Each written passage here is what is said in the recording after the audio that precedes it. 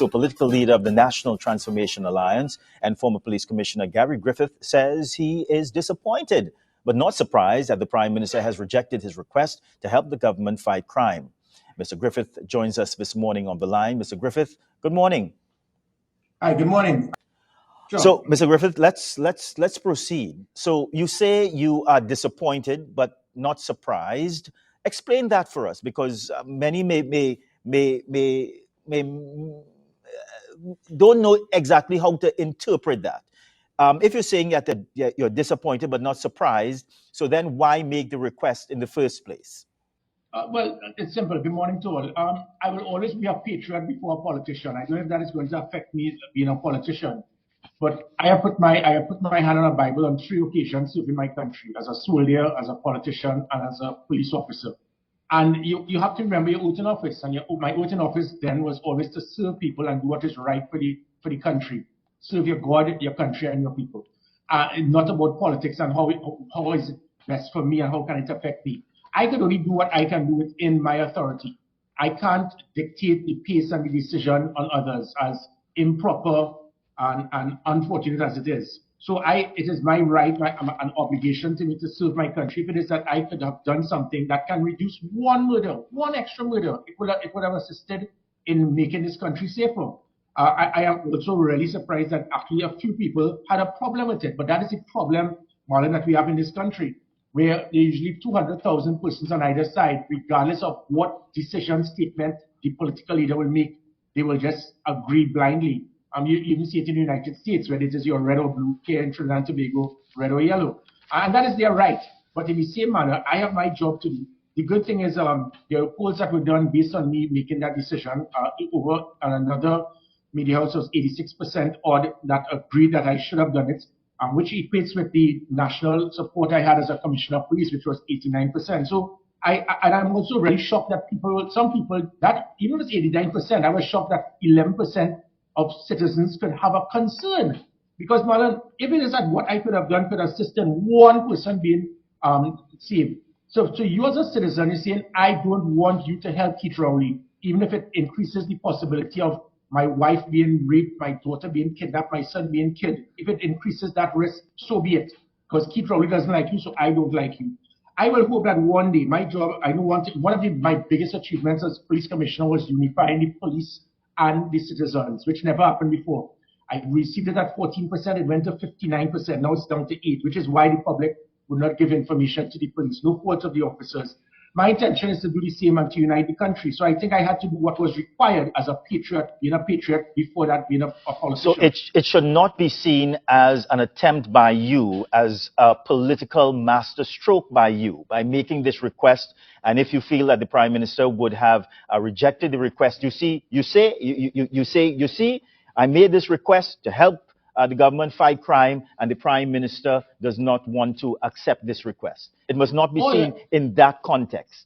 Oh, no, definitely not. In fact, being a politician, if it is that Keith Rowley was really some type of a brilliant politician, that he shows that he's not, had we been in different shoes, I would have accepted it and said, okay, well, come, I need your help. And if nothing happened, then we would have said, you see, I did what was required. Gary Griffith can't expect to come in government to say he's going to help, because look, he came and assisted and nothing happened. And if I did help and it worked, that is the one thing, the major thing that is going to remove you from government. So it would have been a win-win situation. So me thinking as a politician, let me do this to set up Keith Rowley.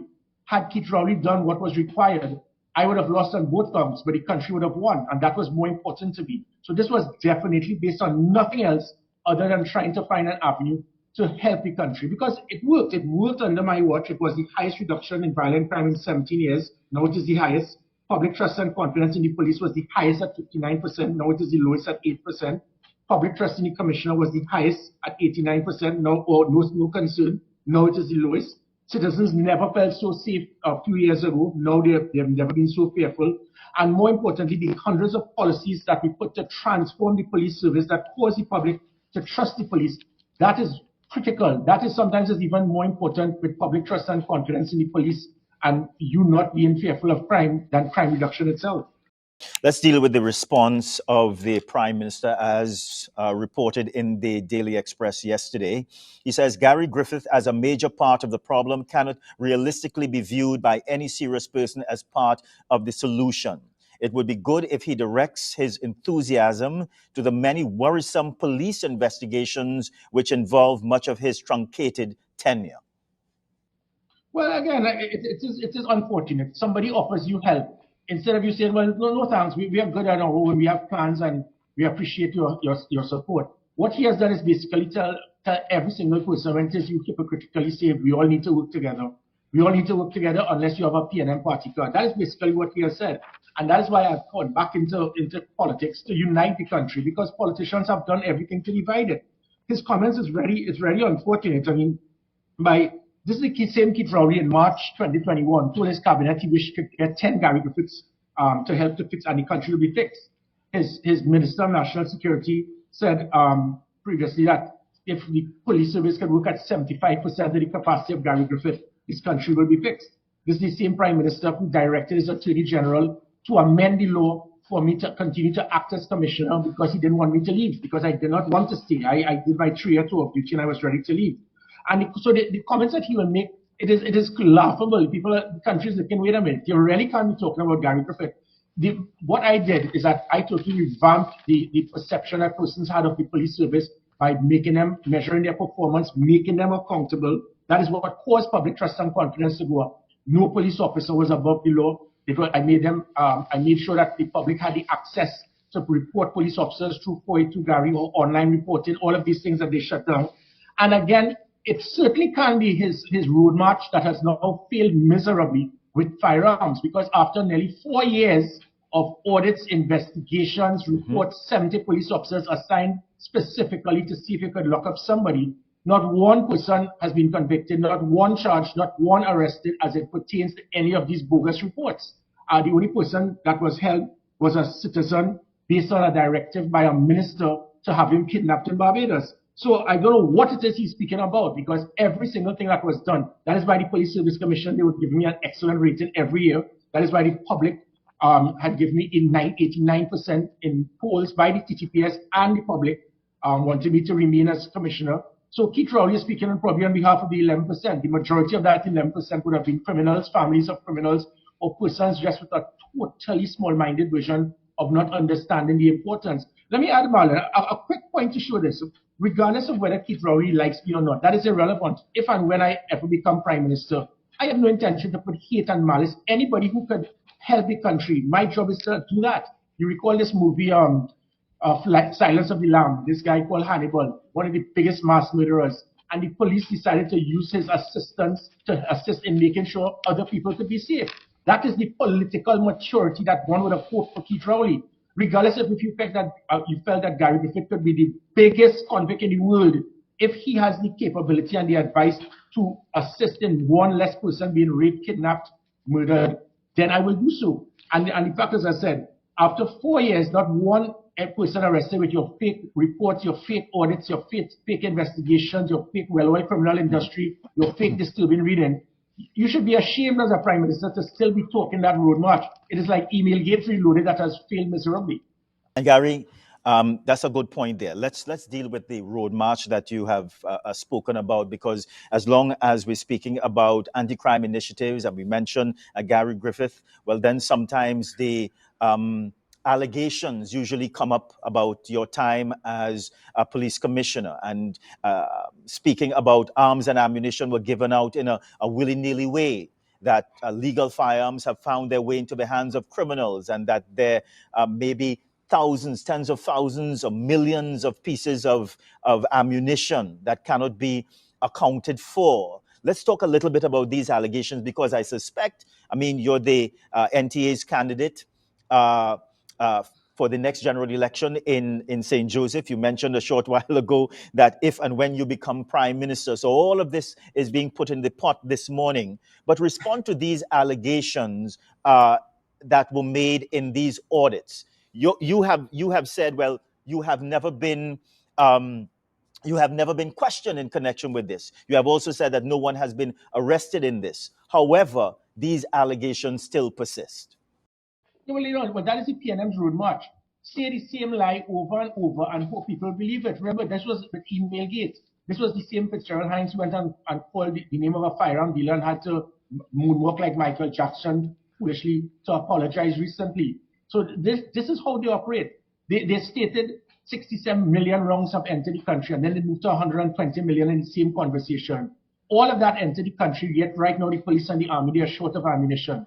So that was a total lie, nothing even remotely close to that. It was a lie. They then stated 67 weapons entered the country. That was a lie. If I was given out 2,000, approving 2,000 firearms annually. It would have taken over 35 years to sell those firearms. So they lied. And that is what they then stated, that we were bringing in component parts to change semi-automatic to automatic. That was a lie. If a commissioner does that or a citizen accepts that, they have broken the law. And that is what they have done constantly, stating that weapons were being given out willy-nilly. You know that this problem is, Marlon? I was too efficient because commissioners before and after me, you listen to one commissioner says, I'm too busy, I have too many things to do. That is because dealing with firearms, it took me a whole Saturday, every Saturday for 10 hours trying to sift through files to make sure the right persons got it. We gave out 2,000 firearms a year, which was 6,000 firearms out in my 3 years. Half of that were to past and present police officers, soldiers, sailors, customs officers, airmen, fire officers, prison officers, and the other 2,000 would have been to civilians. Over 25,000 applications were there. 25,000 out of 1.4 million. I was giving out 3,000 odd in my 3 years to civilians alone. That is 0.3% of the population, 0.3%. And still, had I continued at that process of 2,000 firearms a year with 25,000 applicants, it would have taken 12 years to deal with all those who had applied. How could that be seen as being something that was overboard? Especially in that 3 years, not one was lost, not one was stolen, not one was used for a crime, and in fact, dozens upon dozens of lives were saved. So it gives the impression that the government seems to be concerned and have a pity about criminal elements being targeted or being neutralized, but by law-abiding citizens, because that could be the only way. Because as I said, after all of the audits, all of the disturbing reading, all the massive well-oiled criminal industry, it was so bad, up to now, not one person has been charged for any of these fake audits. And again, it goes back to, I heard some people saying, well, why didn't allow it to go to Parliament? Yes. To educate persons, Parliament is the one place that you can go and lie about people and not be sued. Because if they wanted to read out that report, knock your socks off. Go in your usual post-cabinet conference when you don't ever speak about cabinet, but you use it just to bad talk your political opponents. Go on your political platform and say it. He did not want to do that. He wanted to go to Parliament, similar to what he did with Emailgate. So right now I have 17 persons in court, and I'm getting big money because once it is, you have your right to see what you want in this country, but you cannot smear the character of others, defame them, lie about them, and don't bring the evidence to show it. Which would lead us to another question, Mr. Griffith, and there may be some people who may be saying this morning as they listen to you, well, if you had nothing to hide, why seek the injunction to stop the Prime Minister from laying this report in the Parliament? And good. And one, it is only in a banana republic people will feel that a politician could hire civilians, pay them big money, handpick them, and tell them go and do an investigation and investigate the police. That is it, only in a banana republic. Politicians hiring civilians, paying them money. So then obviously the individuals could very well be told, this is what I want you to put in the report. And then when you notice, everything they love to do is to have an audit and handpick people. We are seeing the same thing right now with the Minister of Finance and the Auditor General. And they love to select judges. So dealing with the Auditor General, you selected a judge who I think was a family court judge to deal with trying to find an audit as it pertains to billions of dollars. You hire another judge who has never been an investigating officer to deal with firearms. He probably never held a water gun in his life. That is what they do. You hire another retired judge to be in charge of the Police Service Commission, and she selected somebody that didn't even come in the top 18 by international experts when you select a commissioner, and she puts her number one. So the PNM's game plan, hire a judge so people will say it looks good. And then you do all of this. And back at the ranch, with all of this going on, you can't even find one thing. And then after, you want to go to Parliament. And that is the point. They wanted to go to, have you ever heard an audit report, you do an investigation and you read it in Parliament? Parliament is where laws are drafted. But this has nothing to do with a law. This is you trying to say, this is what we picked up by hiring people that we know, pay them big money and tell them to write a report. So what you're going to get is a Scott drug report. It is alleged, we have heard, it has been reported, it is rumored, we have been told. And you say that to the public, they say, aha, you see, but no evidence, no witnesses, no data, no documents, nothing at all. Because if that's the same thing that happened with Emailgate. If you had the information, take it to the police. If you have this, as that is what the court told them. This is the court, you know. The court said, you did an audit, and you didn't have the common sense to speak to the person who was in charge of the organization that you're auditing. So these persons that they handpicked were either incompetent, not understanding that, or it was a deliberate intention. We don't want to speak to Gary Griffith to get the truth. So let's just put what we want based on, and just put the words, it is rumored, it is reported, and we have been told. You read that out, but you read that out in a political platform or a post cabinet, I will sue you for everything you have, including your golf clubs. So you realize that you would have lost that way. So let me go to Parliament, say what I want, and he can't get sued. Stevie Wonder could have read through that game plan. So you want to say anything about me, knock your socks off. Don't go and hide in Parliament like a coward. That's what you did with Emailgate. Be a big man for once and read it out. And that so is why you can confidently tell us this morning, Mr. Griffith, that under your tenure as police commissioner, because again, you have been accused of wrongdoing in connection with these, with the issuing of FULs and ammunition and so on. You can say this morning that there was no wrongdoing by you in connection with these matters. I'm glad you said by me, because we heard of these reports years before me, and it's still going on years after me. What I did is put systems in place by forming that firearm committee in the police service, because we were hearing lots of reports of people who were being bribed, blackmailed, extortion at the station. So what I said is, look, after 3 months, you need to bring it to that firearm compliance unit to verify if it's yay or nay. And then we did all the background checks. And I continue to tell the public, if anybody was trying to bribe or blackmail you for a firearm, if you go to the PCA, go make it known, report it to a police station. And that's what we did. I also put the FUL card with a chip to ensure that at no time firearm dealers could actually sell firearms without the police knowing that we would be able to monitor the ammunition being utilized. All of these things, they shut down. So by me putting those things in place, it made it virtually impossible for there to be any type of illegal activity. All of these things have been removed, which is why it is now persons, if they apply for a firearm, it could now remain in the station for months, and the few rogue police officers could take advantage. And as I said, if it is that this was, remember, you had a retired judge, a massive, well-oiled criminal industry. Why didn't you go to the police with this report? Because you would have been charged for wasting police time. You send it to politicians, and then they read it out, and that's the line they use all the time. But you can't charge one person. Another audit committee did a report. They didn't even finish read it, and then said it made for disturbing reading. Well, then why it is that this, as the court said, take it to the police and arrest people? You can't arrest people based on a report saying it is rumored, we have heard, and we have been told. You see, Marlon, rum shop talk, it has been the be-all and end-all of politics in this country. That is what the PNM lives on. Bad talk, smear, character, disgrace people with lies, and you have no evidence. But are you open to questioning by persons in connect?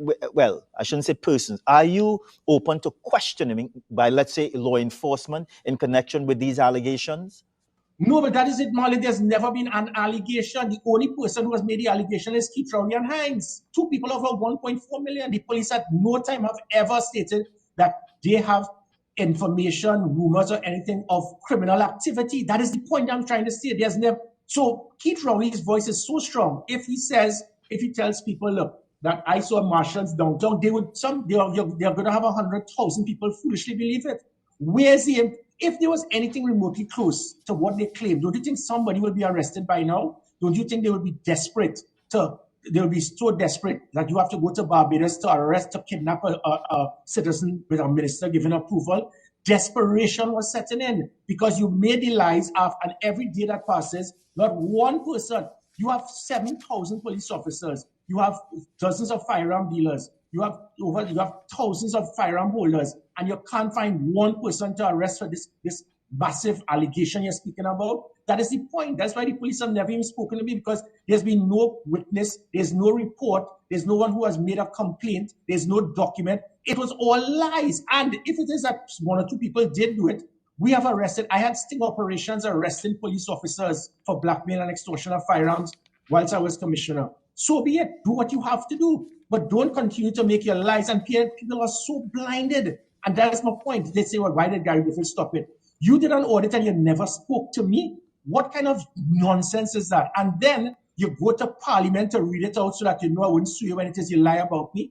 Come now, man. We can be better than that. And the fact of the matter, as I said, I gave out 0.3% of the population. So because I was efficient in what I did, if you as a government find that, listen, that is too much, even though granted, a very senior government minister harassed me for 13 firearms for his friends in high places, several other government ministers and politicians, a very senior one asked me. So this is the same Keith Rowley who had a concern about firearms, but he sent a message to me to consider giving a firearm dealership to somebody in Tobago so that hundreds of more could be sold. The hypocrisy is mind-boggling. And as I said, if you had a concern with that increase that I did to give 0.3% of the population, then you change the law. Because what I did was never the law being broken, was me adhering to the law. If you're a citizen and you have the due diligence is done and you have made the application, then I either said yes or I will say no. And many people rejected as well. I did my job to clear up the backlog based on the incompetence of commissioners before who did not even have the kind courtesy to even respond. And is it safe to say that you have no regrets about what you would have done? None whatsoever. You know why? Because so many people's lives have been saved. People's lives are being protected. It is the right of citizens to have a firearm to protect themselves if the state is unable to protect you. And that is what I did. Hopefully in 2 or 3 years, when I'm in a position now to clean up, just as I did, the police, the defense force, and all arms of the protective services, there will be less need to give firearms to citizens. Gary, I have one more question, because I heard your statement, your recorded statement, where you spoke about this matter, but you mentioned somewhere in it where you were getting too close to linking them to the major criminal, big fish in this country. Just explain that to us. Yeah, sure, because when it is, again, Prime Minister tried to trivialize what was achieved. My last year, in May 2021, we had less than 350 murders. This was outside of the state of emergency and the curfew and so forth. A year later, it moved from 350 to 600. He's trying to discredit that by stating it was because of COVID. Jamaica, Guyana, and cities in New York, in the United States, New York, Chicago, Boston, LA, Detroit, crime went up during COVID and it was reduced after COVID. So I guess criminals there missed Rowley's memo. October, November in 2021, after I left, during the public health regulation, during COVID, during the state of emergency, during the curfew, it was the highest and third highest number of murders in any month in the history of the country. So I guess criminals they forgot his memo. So with all of that, it certainly can't be because of legal firearms, because as I said, that is a lie. Up to now, going on 4 years, not one person arrested. It can't be because you're saying, well, Gary really didn't achieve anything because of COVID. I've just shown that that also is a lie, because the period outside of state of emergency and public health, there were less than 350 murders. And before COVID started, you remember the safest carnival ever, 2020. So the reduction was there, which is why 89% of the country had asked and wanted me to remain. So what happened, we were also being involved in major investigations targeting what you will call, we love this word, big fish. Right? And because of that, we were seeing information of senior politicians having close affiliation with these individuals. And unfortunately, I was stepping on toes and I was going into a certain area that I should not have, which again is unfortunate, because I was doing my job. I'm not paid, but again, remember what our government was doing. They didn't want to give me funds to repair vehicles, to see about the police station. Mr. Griffith, senior politicians of today, active politicians you're speaking about? Active politicians. And the unfortunate thing is that when these investigations would have been taking place, it seemed that I was going out of track. Whereas on the other side, I was given $40 million being put it into the police account and be told this is to hire these specific attorneys with no tender process, hire them, and these are the investigations for you to target political opponents of the PNM. In any other country in the world, there will be a snap election. That is dictatorship. You're taking, and then your excuse is, well, it's the right of the government to give the police money. Yes, but not to tell the commissioner of police, take this money, put it in the police account, transfer it to this Australian and UK attorneys, and these are the investigations that must take place to arrest political opponents of the PNM. That is, I mean, Trinidad and Tobago, you could be a PNM till you die. How would you like that to happen if the UNC was in government? It is unacceptable. It is dictatorship at the highest level. And that is why I'm getting back into politics, to fix this country, to clean up this country, because the one thing that has destroyed the country is politics and politicians. Yeah, Gary Griffith, it's always a pleasure speaking with you. You have given us a lot to think about this morning, sir. Thank you very much. Bye for now. My pleasure. Take care.